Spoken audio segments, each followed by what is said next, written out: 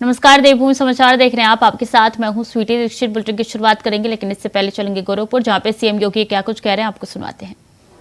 मंच पर उपस्थित गोरखपुर के महापौर डॉक्टर मंगलेश श्रीवास्तव जी, प्रदेश उपाध्यक्ष और विधान परिषद सदस्य डॉक्टर धर्मेंद्र सिंह जी, क्षेत्रीय अध्यक्ष भारतीय जनता पार्टी श्री सहजानंद राय जी,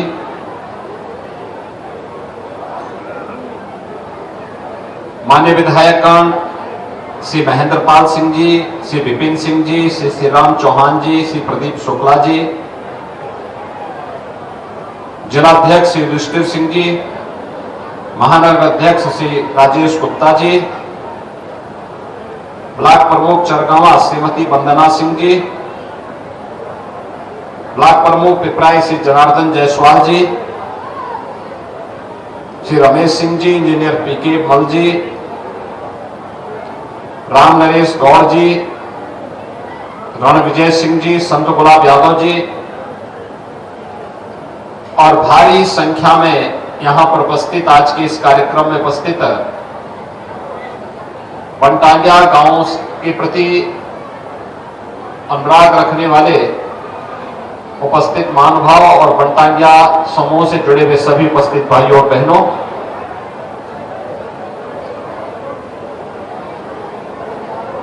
सबसे पहले दीपावली के इस पावन पर्व पर मैं आप सबको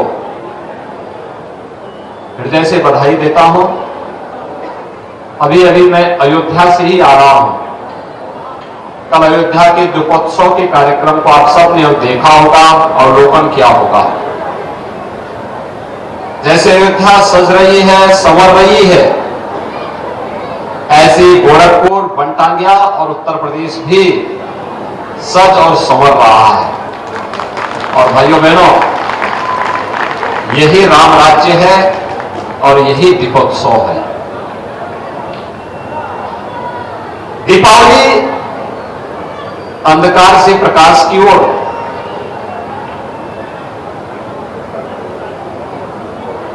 बुराई से अच्छाई की ओर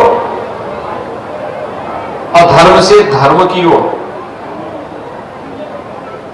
नकारात्मकता से सकारात्मकता की ओर, अन्याय से न्याय की ओर और कर्मण्यता से कर्मशीलता की ओर, यही तो ले जाने की प्रेरणा प्रदान करता है। और इसलिए इस पर्व पर पिछले 19-20 वर्षों से मुझे इस बनटांगिया क्षेत्र में आने का अवसर प्राप्त होता है। संघर्ष सकारात्मक भाव के साथ किया गया कोई भी संघर्ष कभी व्यर्थ नहीं जाता है। और जो संघर्ष बनटांगिया के लिए हुआ था वह सार्थक हुआ है। और हमें प्रसन्नता और तब होती है जब मैं अब बनटांगिया गांव में भी यहां के गरीबों के पक्के मकान देखता हूं, उनको पेयजल की सुविधा देखता हूं, यहां पर भी बिजली देखता हूं, यहां पे भी अच्छे विद्यालय और आंगनबाड़ी केंद्र को देखता हूं। इनके लिए शासन की सभी प्रकार की सुविधाओं को प्राप्त होना सही मायने में यही दीपावली है और यही राम राज्य है। इसके लिए आप सबका मैं हृदय से अभिनंदन करता हूं, आप सबको बधाई देता हूं। भाइयों बहनों, कार्य करने का एक जज्बा होना चाहिए और भाव ये होना चाहिए कि मैं जो करूं दूसरे का अहित किए बगैर, मेरे परिश्रम से, मेरे पुरुषार्थ से जो हमें प्राप्त हो उसको भी मैं अपने परिवार के साथ, समाज के साथ, हर गरीब, वंचित, दीन दुखी सबके साथ जोड़ करके, उसको गले लगा करके अगर मैं आगे बढ़ता हूं तो भाइयों बहनों याद रखना यही फलीभूत भी होता है। आपने देखा होगा पिछले कुछ वर्षों में बदलते हुए उत्तर प्रदेश को देखा है। बदलते हुए भारत को भी देखा है। क्योंकि जब ईमानदारी के साथ कोई प्रयास किया जाता है तो उसके परिणाम भी परमपिता परमेश्वर से, ईश्वरीय कृपा से उसके परिणाम भी सकारात्मक ही होते हैं। आज से 6 वर्ष पहले क्या कोई सोचता था कि अयोध्या में भगवान राम का मंदिर बन पाएगा? एक सपना था। लेकिन आज मंदिर बन ही नहीं रहा है, तो बल्कि राम मंदिर के निर्माण के साथ साथ रामलला के विराजमान के लिए तिथि भी तय हो गई है। और ये संपूर्ण भारत में ही नहीं, दुनिया के अंदर सनातन धर्मावलंबी और भारतवासी जहां कहीं भी रहता है उसके लिए गौरव की अनुभूति करने वाली तिथि है। हमारा भी दायित्व बनता है, जब अयोध्या में रामलला विराजमान होंगे तब उस तिथि को 1 सप्ताह पहले से राम नाम संकीर्तन और अखंड रामायण के साथ अपने अपने घरों में पाठ बिठाना, हर घर में प्रभु राम के 500 वर्षों के बाद अयोध्या में अपने धाम में पुनः विराजने के लिए 5-5 दीपक को प्रज्वलित अपने अपने घरों में करने की व्यवस्था इस अवसर पर करने के संकल्प के साथ अभी से हम सबको जुड़ जाना चाहिए। भाइयों बहनों, एक अद्भुत क्षण होगा संपूर्ण भारतवर्ष के लिए, दुनिया को बताने का अवसर होगा हम शांति से भी और क्रांति से भी अपने हक को ले सकते हैं, लेने की सामर्थ्य रखते हैं। अयोध्या से राम जन्मभूमि आंदोलन, से राम जन्मभूमि मुक्ति आंदोलन इसका उदाहरण है। भाइयों बहनों, गोरखपुर विकास की दृष्टि से आजादी के बाद से लगातार उपेक्षित था। कुछ लोगों ने तो जानबूझ करके उपेक्षित किया, लेकिन आज गोरखपुर में वह सब कुछ है जो गोरखपुर की आवश्यकता है। चौड़ी सड़कें, अच्छी कनेक्टिविटी, सड़क की कनेक्टिविटी भी है, रोड की कनेक्टिविटी भी है, ट्रेन की कनेक्टिविटी भी है, वायु सेवा की भी कनेक्टिविटी है, और अभी कुछ ही वर्षों के बाद हम जल मार्ग की कनेक्टिविटी को भी आगे बढ़ाने जा रहे हैं, वाटरवे। यानी ये अनेक सुविधाएं एक साथ विकसित होकर के इस क्षेत्र को अत्यंत समृद्धि और खुशहाली की क्षेत्र के रूप में बदलने के लिए कार्य कर रही है। पहले एक बीमार medical college BRD medical college था। आज भाइयों बहनों, मेडिकल कॉलेज भी स्वस्थ हो गया है, साथ साथ एम्स भी गोरखपुर को सौगात के रूप में मिलकर के कार्य कर रहा है। आज रामगढ़ ताल अपनी भव्यता के लिए, गोरखपुर की सड़कें, चमचमाती हुई सड़कें अपनी भव्यता के लिए सबको अपनी ओर आकर्षित कर रहा है। रोजगार के सृजन हो रहे हैं, कहीं रामगढ़ ताल का विकास हो रहा है, कहीं चिलवा ताल का विकास हो रहा है। प्राणी उद्यान यानी गोरखपुर का चिड़ियाघर अलग ही आकर्षण पैदा कर रहा है, और रोजगार के नए सृजन के रूप में गीडा का विकास हम सबके सामने एक नई संभावनाओं को आगे बढ़ाता है। गांवों की बेहतर कनेक्टिविटी, पिपराइच में चीनी मिल, कोई सोचता था बंद चीनी मिल चलेगी, कोई सोचता था फर्टिलाइजर कारखाना फिर चलेगा, कोई कभी सोचता था कि भटर में भी कोई आयुष विश्वविद्यालय बन पाएगा, कहीं कोई सोच पाता था कि हमारे हॉस्पिटल, हमारे विद्यालय इतने अच्छे बन पाएंगे। लेकिन ये सब हो पा रहा है, सपना साकार हो रहा है। यही राम राज्य की परिकल्पना है, और इसी को साकार करने के लिए डबल इंजन की भारतीय जनता पार्टी की सरकार कार्य कर रही है। भाइयों बहनों, हम सब जब सामूहिक रूप से मिलकर के प्रयास प्रारंभ करते हैं, उसके परिणाम भी आते हैं। परिणाम कई उसी का परिणाम है। बंटालिया गांव में इतनी भव्यता के साथ, इस रौनक के साथ हम इन कार्यक्रमों में सहभागी बन पाते हैं, उसके परिणाम भी किस रूप में है? पहले यहां के लोग भयभीत रहते थे, पता नहीं कब वन विभाग के लोग, कब पुलिस के लोगों के द्वारा यहां पे कहर बरपा दिया जाएगा, झूठे आरोप लगा करके जेल बंद कर दिया जाएगा, झूठी एफआईआर दर्ज करवा दी जाएगी। लेकिन भाइयों बहनों, आज तो यहां पे सबको अपना अधिकार मिल गया है। अगर प्रदेश में हर गरीब के पास शौचालय है तो बनटांगिया गांव में भी है। प्रदेश के गरीबों के पास अपना आवास है तो बनटांगिया के हर परिवार के पास भी अपना आवास है। और बनटांगिया के बहाने ही अब तो मुसहर जाति को भी हमने पूरी तरह आवास से आच्छादित कर दिया है। मुसहर, थारू, चेरो, बुक्सा, कोल, अहरिया, ये जितनी ऐसी जनजाति की जातियां थी, जिन जातियों को आजादी के बाद की सरकारों ने उपेक्षित किया था, उन लोगों तक उनका आवास पहुंच गया।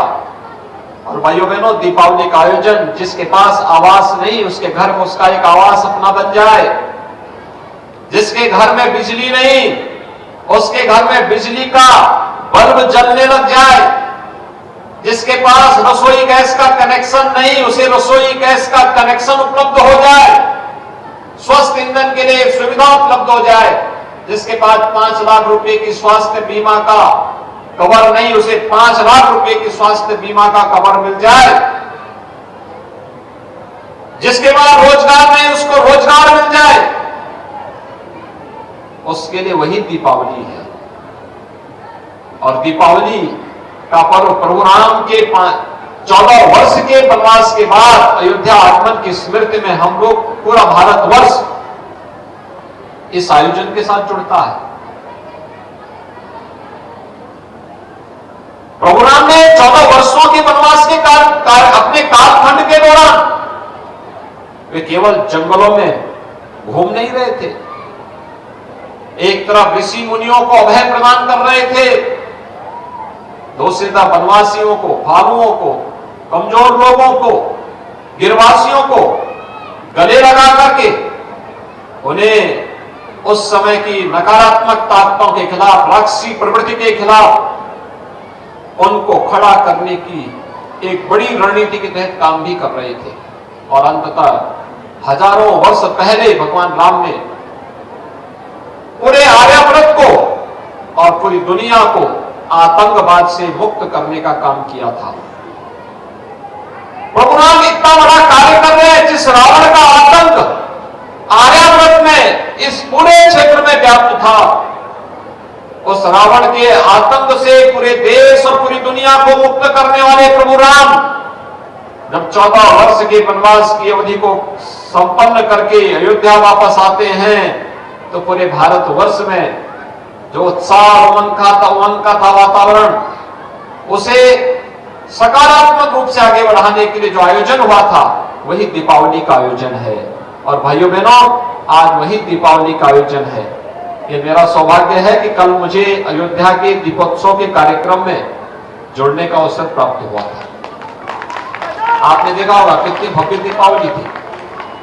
22 लाख से अधिक दीपक अयोध्या में राम जी की पेड़ी और 51 घाटों में जगमगाते हुए दिखाई दे रहे थे, जिसमें 54 देशों के राजदूतों ने, राजनयिकों ने भाग लेकर के इस पूरे कार्यक्रम को वैश्विक मान्यता प्रदान करने में अपना योगदान दिया। और इसीलिए आज हम सब आए हैं। प्रधानमंत्री जी का जो विजन है कि सबका साथ और सबके विकास का, सबका साथ सबका विकास, वही है कि शासन की योजना के साथ साथ हम हर गरीब, हर वंचित को शासन की योजनाओं के साथ जोड़ने के साथ ही हमारे स्तर पर भी जो प्रयास हो सकता है, हर व्यक्ति अगर इस संकल्प कर ले कि मैं भी हर गरीब के लिए, हर वंचित के लिए कार्य करूंगा, तो भाइयों बहनों, कहीं कोई व्यक्ति अपने आप को विकसित महसूस नहीं करेगा। कहीं कोई व्यक्ति अभाव से ग्रसित नहीं रहेगा। और सरकार की मंशा है, डबल इंजन की सरकार इस पर लगी है हम सब भी इस अभियान के साथ जुड़ेंगे। आज यहां पे दीपावली के अवसर पर बनटांगिया से संबंधित और पिछड़े जो ग्राम पंचायतें उनसे संबंधित 153 करोड़ रुपए की परियोजनाओं का लोकार्पण और शिलान्यास का कार्यक्रम भी यहां पर संपन्न हो रहा है। तो गोरखपुर से सीएम योगी आदित्यनाथ को सुन रहे थे आप। उनकी तरफ से कहा गया है कि यूपी किस तरीके से विकास कर रही है और आने वाले दिनों में इसी तरीके से विकास की गति बनी रहेगी, गति कम होने का नाम नहीं लेगी। लेकिन वक्त चला है छोटे से ब्रेक का, चल लौट रहे हैं। ब्रेक के बाद एक बार फिर से स्वागत है आपका। खबरों में आगे बढ़ेंगे। उत्तराखंड के मुख्यमंत्री पुष्कर सिंह धामी ने सभी देश और प्रदेशवासियों को दिवाली के अवसर पर शुभकामनाएं दी। सीएम धामी ने सभी के सुख समृद्धि की कामना भी की। सीएम धामी ने सबकी सुख समृद्धि की कामना की और संपन्नता के प्रतीक दीपावली के पावन पर्व की आप सभी को नमस्कार। सुख समृद्धि और संपन्नता के प्रतीक दीपावली के पावन पर्व की आप सभी को हार्दिक शुभकामनाएं। मां लक्ष्मी और भगवान श्री गणेश जी का आशीर्वाद आप पर सदैव बना रहे और आपके जीवन में सुख समृद्धि, शांति एवं आरोग्य का संचार हो, ईश्वर से मेरी यही कामना है। दीपावली का यह पर्व एक साधारण पर्व नहीं बल्कि राष्ट्रीय अस्मिता और गौरव का पर्व है। इसमें हमें एक संपूर्ण राष्ट्र के गौरव तथा गौरवशाली अतीत के दर्शन होते हैं। आइए इस दीपावली पर हमारे यशस्वी प्रधानमंत्री श्री नरेंद्र मोदी जी के वोकल फॉर लोकल के मंत्र को आत्मसात करते हुए स्थानीय उत्पादों के प्रचार एवं प्रसार को हम सभी अधिक से अधिक बढ़ावा देकर आत्मनिर्भर भारत के संकल्प की पूर्ति में अपना योगदान दें। प्रकाश का यह पर्व आपके जीवन में धन, वैभव, यश, ऐश्वर्य और संपन्नता लेकर आए। इन्हीं मंगल कामनाओं के साथ एक बार पुनः आप सभी को दीपावली, गोवर्धन पूजा और भाई दूज की हार्दिक शुभकामनाएं। धन्यवाद।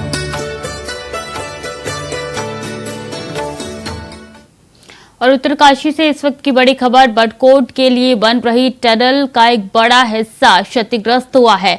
हादसे में कई मजदूरों के टनल में दबे होने की आशंका है। मौके पर राहत और बचाव कार्य तेजी से जारी है। कई एम्बुलेंस मौके पर रवाना हो चुके हैं। सिल कयारा से डंडला गांव तक बन रही है ये टनल और नव युगा कंपनी की निर्माणाधीन टनल है। तस्वीर दिखा रहे हैं किस तरीके से टनल जो है वो क्षतिग्रस्त हो चुका है। एक बड़ा हिस्सा टनल का क्षतिग्रस्त हुआ है और इसकी वजह से ये आशंका जाहिर की जा रही है कि कई मजदूर जो है वो दबे हुए हैं। राहत और बचाव का कार्य शुरू करवा दिया गया है। तो हादसे में कई मजदूरों के दबे होने की आशंका जाहिर की जा रही है। भारी भीड़ मौके पर मौजूद है। कोशिश की जा रही है रेस्क्यू ऑपरेशन जल्द से जल्द शुरू किया जाए। तो टनल बन रहा था और कई मजदूर जो है इस टनल के अंदर दब चुके हैं। बता दें कि मजदूर लगातार कार्य कर रहे थे इस टनल को बनाने के लिए और ऐसे में ये खबर निकल के सामने आई है कि बड़ा हिस्सा इस टनल का क्षतिग्रस्त हुआ है, यानी कि ढह चुका है। कई मजदूर इस टनल के अंदर फंस चुके हैं। सिलक्यारा से डंडाल गांव तक बन रही थी ये टनल, जिसका बड़ा हिस्सा क्षतिग्रस्त हो चुका है। निर्माणाधीन ये टनल थे और इसके टूटने से बड़ा हादसा हुआ है। नवयुगा कंपनी की ये थी निर्माणाधीन टनल, जिसके टूटने से बड़ा हादसा हुआ है और आशंका ये जाहिर की जा रही है कि कई मजदूर इस मलबे के अंदर जो है वो दबे हुए हैं, जिनको निकालने का प्रयास किया जा रहा है। अपडेट ये है कि अभी यहाँ पे पुलिस फोर्स और एनडीआरएफ, एसडीआरएफ पहुँच चुके हैं मौके पर। जो अभी मेरी बात हुई है यहाँ पे जो जिम्मेदार अधिकारी हैं NHIDCL के, तो उनके द्वारा ये बताया गया है कि टोटल 36 जो है उनके रिकॉर्ड के हिसाब से जो है अंदर अभी ट्रैप्ड हैं। और ये सूचना जो है तड़के जल्दी की बताई जा रही है 6-7 बजे के लगभग की।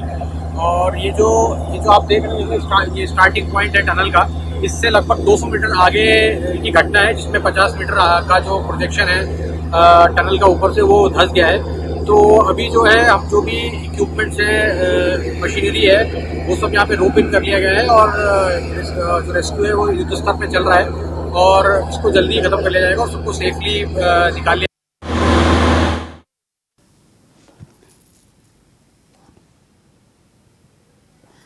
उपेंद्र असवाल हमारे साथ जुड़ चुके हैं। उपेंद्र, कैसे हुए यह हादसा, कितने मजदूर अंदर फंसे हुए, कोई जानकारी मिल पाई है क्या? जी मैं आपको बता दूं कि गंगोत्री और यमुनोत्री को जो जोड़ने वाला जो ये टनल बन रहा था, इसके अंदर लगभग सुबह 4 बजे एक बड़ा हादसा हो गया है। इसमें लगभग 30 से 40 मजदूर अभी भी अंदर फंसे हुए हैं, जो लगातार सुरंग के अंदर काम कर रहे थे। एनडीआरएफ टीम और प्रशासन यहाँ पर लगातार इनको बचाने की कोशिश कर रहा है, और अभी तक कोई ऐसी घटना सामने नहीं आई कि जिससे पता चले कि अंदर अभी लगभग कितने मजदूर है। जी राहत और बचाव का कार्य कितनी देर में शुरू हो जाएगा? कौन कौन मौके पर मौजूद है इस वक्त? जी मैं आपको बता दूं, यहाँ पर अभी जो जीएम साहब है, एसएसपी उत्तरकाशी है, और जिले के जो बड़े अधिकारी है, सारे यहाँ पर मौजूद है, और लगातार यहाँ पर जो मजदूर अंदर जो फंसे हुए हैं उनको बचाने की जो लगातार की जा रही है। तो यह हादसा हुआ कैसे? जी मैं आपको बता दूं कि जब सुबह लगभग मजदूर जब यहाँ अंदर काम कर रहे थे, तो जहाँ पे वो काम करते थे उससे पीछे का जो वाला हिस्सा है उस अचानक से टूट गया है, और लगातार उससे अभी भी मिट्टी आने का सिलसिला जारी है। ठीक है, बहुत बहुत शुक्रिया आपका तमाम जानकारियों के लिए उपेंद्र। तो सिलक्यारा से ये बन रहा था टनल, जो कि क्षतिग्रस्त हो चुका है। कई मजदूर इसके नीचे दबे हैं और रेस्क्यू ऑपरेशन कुछ देर में शुरू किया जाएगा। फिलहाल के लिए देवभूमि समाचार में इतना ही। खबरें लगातार जारी है, देखते रहिए इंडिया वॉइस।